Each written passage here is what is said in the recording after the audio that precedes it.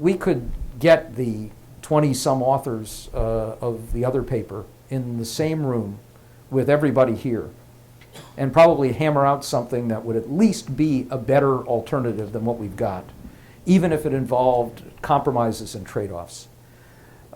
Making that work in this political environment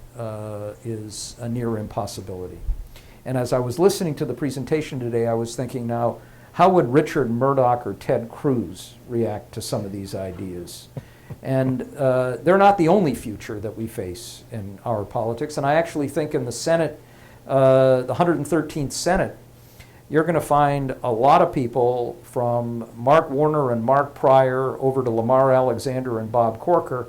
who are going to be looking for ways of solving problems and try and move us away from the corrosive take no prisoners approach that we've had up to this point. But they're also going to be confronted with a lot of people who have no interest in doing any of these things, and frankly, whose only interest is going to be sort of blowing up what we have now and then worrying about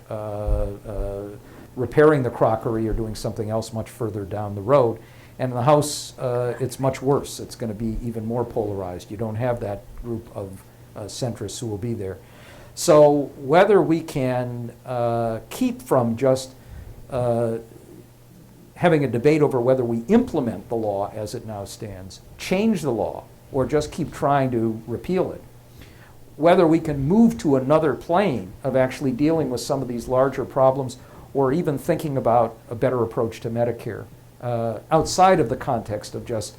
deficit reduction and debt reduction plans, but much more in the larger sense of how we deal with the healthcare system, is something, unfortunately, that isn't going to be discussed or decided in rooms here or down on 13th Street, but further down Pennsylvania Avenue in a much less receptive environment.